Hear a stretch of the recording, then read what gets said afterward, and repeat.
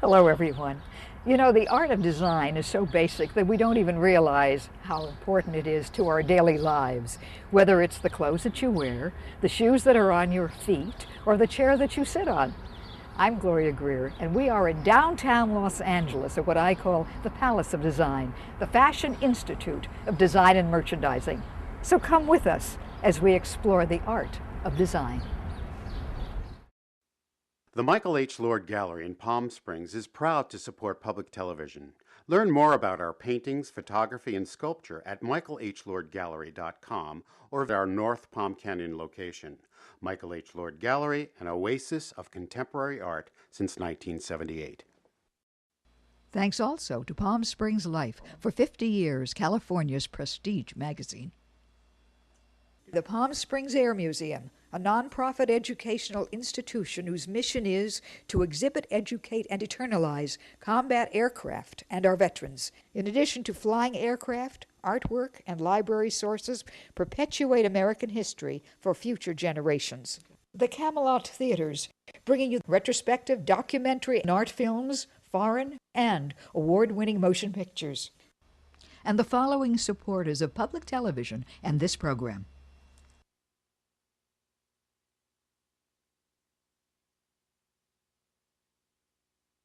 Over the past 37 years, FIDM, the Fashion Institute of Design and Merchandising, has graduated more than 35,000 students from its 185,000 square foot state-of-the-art headquarters in Los Angeles and its 3 other campus locations in Orange County, San Diego, and San Francisco. Recognized by both the National and Western Associations of Schools of Art and Design, FIDM offers Associate of Arts degrees in every phase of design and Bachelor of Science degrees in business management. We caught up with some of the students recently in one of their classrooms and also spoke to them after their runway show during Fashion Week in Palm Desert. We do have our instructors and our professors guiding us through the process, but we make all the garments and concepts. One of the mentors is Nick Verios, who is a favorite on Project Runway Season 2 and has appeared with fashion commentaries on countless national television programs, including the Olympic Winter Games for NBC, TV Guide Network's Fashion Wrap, SoapNet's Emmy Awards red carpet coverage, E-Countdown to the Academy Awards. When he's not designing his own line of clothing, Nikolaki, he works with the students, something he says he really adores doing. I love teaching. I think, I didn't realize that I would love it so much. When, I was asked to come here the first time, I was actually just asked to speak to the students as a working designer, as somebody in the industry. And the reception I got from the students was so wonderful. And what a surprise. I guess I like being on stage and having the attention, of all the students. But I love giving back. And I think it's sort of, I'm a little bit of a natural to it, and I love doing that to the students. You can tell because I'm so passionate. Some days we're still working, and it's 7 o'clock, and he's still here helping us. So. And do you how many hours do you put in? Tons. Some days you're like, not today, and then another day you're probably till 11, 12. Yeah. Well, the school closes at 10, but then you go home and you keep on working. You keep on working. All right, now you're draping. And this, so obviously you're working on something new? Yeah, this one I'm actually working on making a type of really form-fitted jumpsuit. Mm-hmm. The whole idea of 1984 is a kind of very uniformed government control idea, so a jumpsuit as being something standard would be kind of ideal. So I'm just draping right now and working on the top portion of the full jumpsuit. Mm-hmm. Okay, Nick, have you any advice on draping?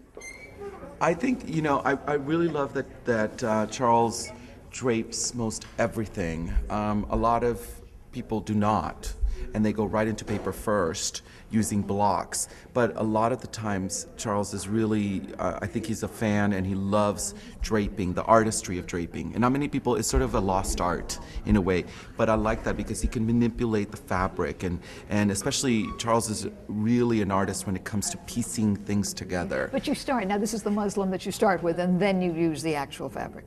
correct? Right, correct. Yeah, so this is when we were talking about the muslin and how usually the first step is right here, is the draping, and then from here he takes these pieces and he transfers them into the paper, and then you create the pattern, you know, and so there's several steps until you then actually cut so it. since I don't know, if you have a pattern that you say, so you put that pattern down here on the table, and then cut the fabric? And then cut the fabric, correct. So because once we take these off, it'll be flat, and so we'll have the shape of the thing, and then from there we make the actual sample, and then we go to the final fabric after the fitting's correct. So Great.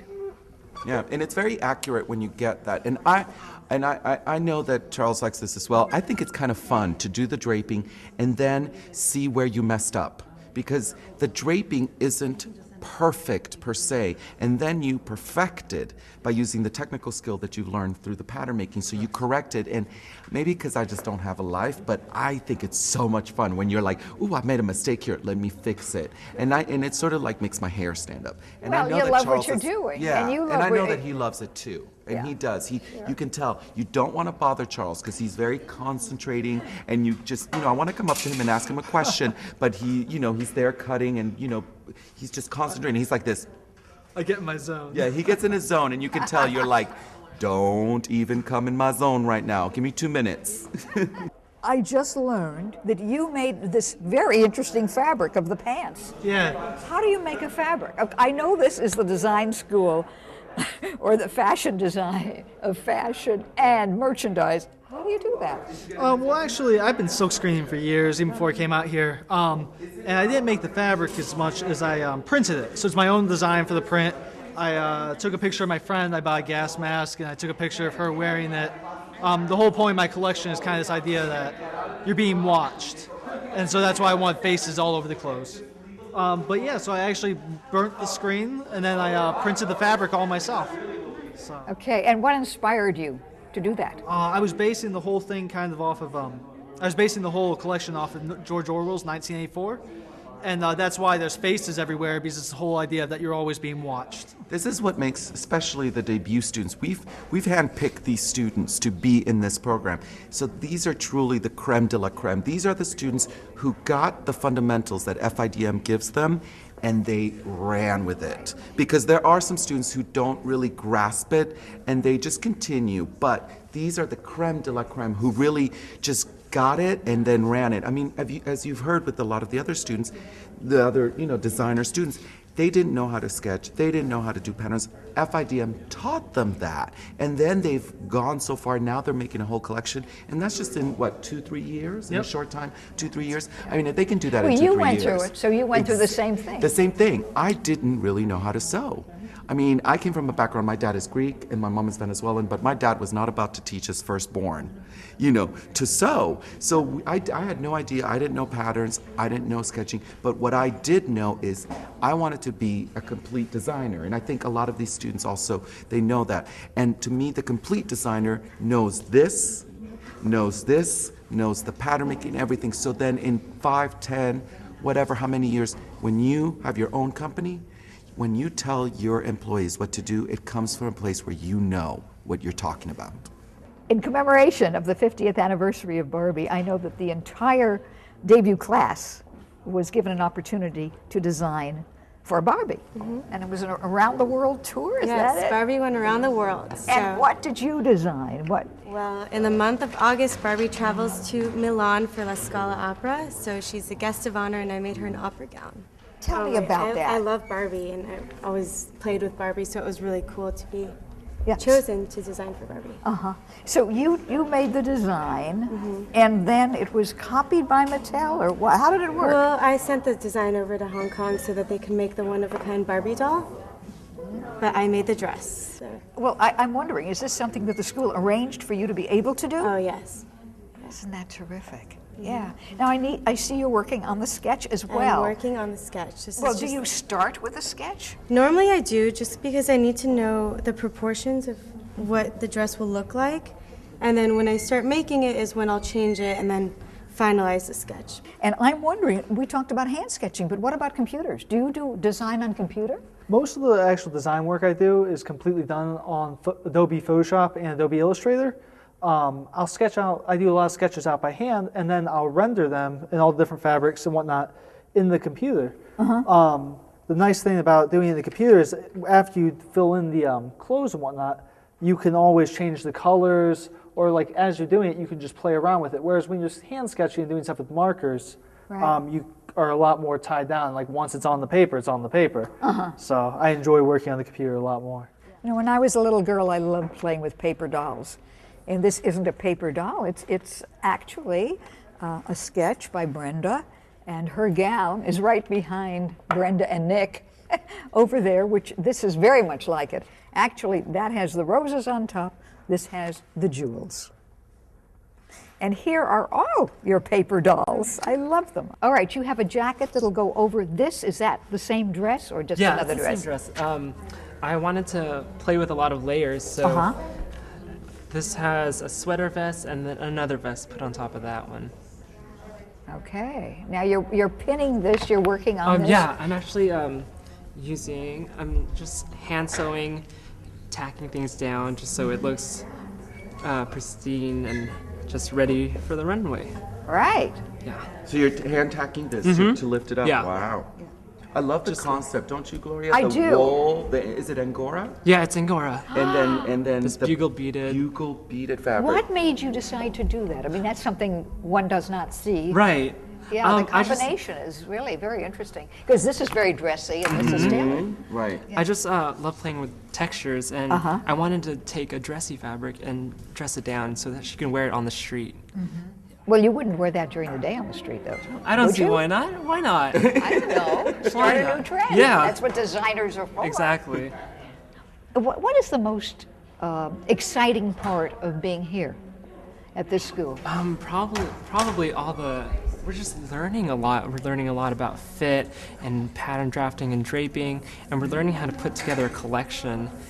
And for I think everyone, it's their first collection that is going to be seen on the runway by friends and families and people in the industry, and it's exciting, really. I love Adrian, I have to say, because of the fact that I see him as, you know, the bright young star, the Marc Jacobs of FIDM. He really likes to blend the fabrics like he does with the wool and then the silk. I mean, this is a woven and this is a knit. These things are not supposed to go together. No, I know. That's why I mean, it's this is intriguing. not good. This is oil and water.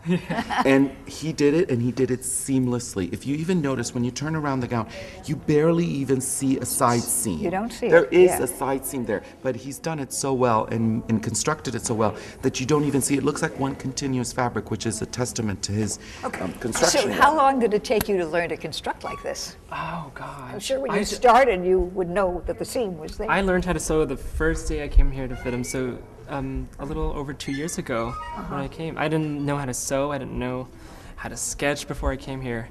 What? No. You didn't even know how to sketch? No. I mean, But the wonderful part of the art of design is bringing something new. I mean, look at what Dior did many, many years ago, and you have this wonderful collection here at this college of Dior. And I mean, this was just like, a whole brand new look. It was shocking. At that time. This was in the late 40s, but it was shocking and new. So this is going to be shocking and new. And thank you. Thank you. For your cape coat. How do you describe that? It's a cape coat. It looks like a cape and it has sleeves. I started with a shape and I cut out like necklines and armholes and just filled it up as a garment. It's just a wool flannel fabric and I put buttons here. like a cocoon. Right. I think it show the is. more, you can't even tell where the sleeves are. Where are the sleeves, Oh, the Mike? sleeves are actually there. There, here. look at that. The hands come through there. Look. Oh, there's the hands. It's just they're missing But the... now, supposing I was to wear that and drive, how could I drive? I couldn't move my arms. Well, this is like a runway piece and it's just a statement for my... Okay, so I think that's interesting that you do design just for the runway. Right, and then if in production there will be something that based on this concept and simplified it and more functional. Okay, I'm glad you explained that because I was very worried about person driving. I think maybe this lady has a driver. She just sort of lays in the back like this while her chauffeur takes her around, right, Mike? Yes. Okay, well, Mike, Sure. now see, here are your sketches, and there's that person, but the others are very wearable. So would you just only have one for dramatic effect, or more than one? For this collection, is probably like, I would say more than one. Like for this, for example, these two are more like dramatic versus like this is more about wearable, like these. And this these is here. wearable, certainly. Right. So it's just like different things together, but still gives out the statement of my design, the Mike Chang design statement. And right along here are debut students from the various years. We're going to go down the hall and look at all of the wonderful designs by students throughout the years here at the FIDM, Fashion Institute of Design and Merchandise.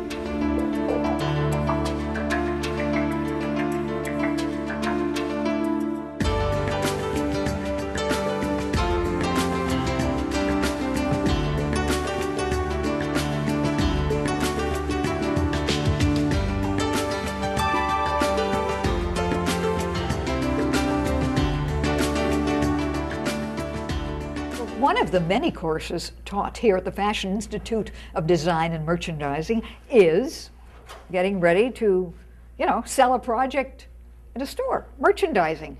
And look at this window. This is a practice window to attract customers. And that's what this is all about. It makes me want to go in. Doesn't it make you want to go in? Despite the countless classes, the public is probably most aware of the FIDM Museum and Galleries, where 3 major exhibitions are displayed every year in the 10,000-square-foot gallery. Barbara Bundy, director of the FIDM Museum and vice president of education at the FIDM Fashion Institute of Design and Merchandising, explained the importance of the recent Art of Television Costume Design, presented by the Academy of Television Arts and Sciences and the FIDM Museum and Galleries. It's an annual exhibition that we're doing for the 5th year, and we're very proud of it. It has brought us closer to the whole Academy of Television Arts and Sciences. It gives us an additional opportunity to work with some of our wonderful costume designers, because in today's world, costume designers do both film and television, and you can really see their versatility.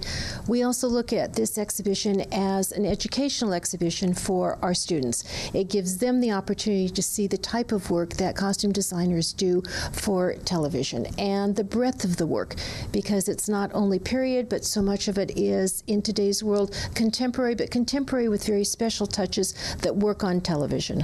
And we also have here at FIDM every year the Oscar-nominated designers as well. So I presume you'll be doing that again this year or next year? Yes, we will. We will open that exhibition at the end of January in 2011, as scary as that sounds. We are already, from the minute that exhibition closes, we start building it again for the following year. And when we started out, we were calling all of the studios and telling them who we were and what we were trying to accomplish. And little by little, now, starting on January 1st, they start calling us and talking about their new releases that they feel would be, we should qualify and think about putting as in our exhibition for the following year. So we feel very honored about that, and in January you'll see 20 to 25 motion pictures from the year 2010. How many exhibits do you have here at FIDM per year? We do 3 major exhibitions. We do the Art of Motion Picture Costume Design, which is the Academy Awards exhibition. We do the Emmy exhibition, and then in the fall we do a very special exhibition of pieces from our collection. We have over 15,000 pieces in our personal curatorial collection that we're all very, very proud of, and we look at them in a very special way, and we see what will work together and what will be a good educational experience to show visually, along with what would be of interest to the community. The High Style exhibition, which you mentioned, of Betsy Bloomingdale, we showed 65 pieces of a collection which she has given us over the years, which amounts to 135 pieces right now, and promises from her of some additional pieces. We also have in our private archives a complete collection of all of the couture designed by Gianni Versace when he was alive of menswear, which was given to us by a private donor. We have the Rudy Gernrich, his whole personal collection, down to patterns and personal journals, not only clothing and, of course, his famous knits and his famous topless bathing suit, but all of his sketchbooks and all of the wonderful accessories and ephemera that were so much a part of Rudy Gernrich. We also house the Hollywood collection, which is a collection of pieces from the movies in the 20s and the 30s and into the 40s, which is just really an unbelievable collection which we are slowly restoring and that we are also exhibiting on a piece-by-piece basis.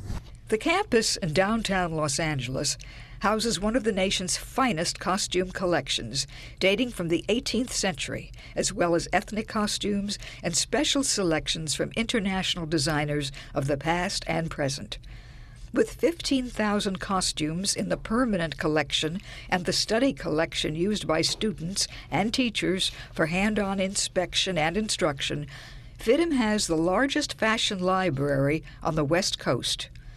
It also has the only museum of fragrance in the United States. The Annette Green Perfume Collection includes 2,000 fragrance bottles from the 1920s through the 1940s. Another popular exhibit is Alice in Wonderland, provided by the Walt Disney Company with set design, Blu-ray video, and of course the costumes. It's all there on display. We were so blessed to get that. We had a phone call from Disney a few months ago, and they were announcing something new and different that they were doing. For the first time, they released the DVD and Blu-ray of Alice in Wonderland at the same time that it was still being shown in the theaters. And they said, we want to do a big press launch. Would you be interested in housing some of the costumes from the movie? And that's like saying, magical, what would you like to do? And we said, oh, we jumped at it. Oh, we will do it. We will make it work. And we had not only the costumes, which were designed by Colleen Atwood, who is one of the deans of the costume design industry today, both television and movies, but we also had all of the sets recreated by the set designers and set dressers. So it's a very, very special exhibition, which has really drawn a tremendous amount of attention and brought a lot of traffic to the museum. And whenever we do an exhibition, we like to involve our students in it. So this year, with the Alice in Wonderland exhibition, we approached Disney and said, what if we do a super lab where we take 7 of the characters from Alice in Wonderland and dress them for a red carpet event like the DVD release of Alice in Wonderland. And those pieces are on exhibition on our 3rd floor Promenade Gallery now, and we're very proud of those also.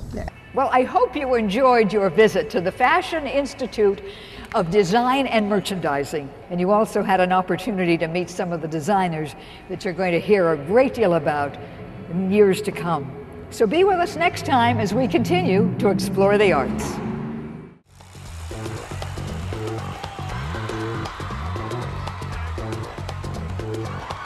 All right, here we go.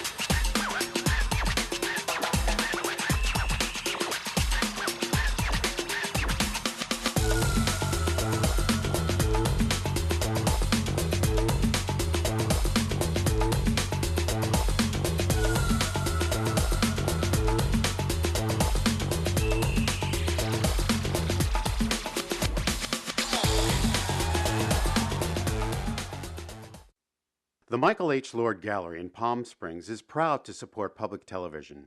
Learn more about our paintings, photography, and sculpture at michaelhlordgallery.com or at our North Palm Canyon location.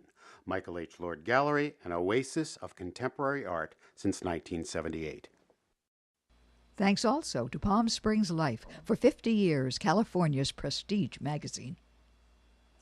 The Palm Springs Air Museum, a nonprofit educational institution whose mission is to exhibit, educate, and eternalize combat aircraft and our veterans. In addition to flying aircraft, artwork, and library sources, perpetuate American history for future generations.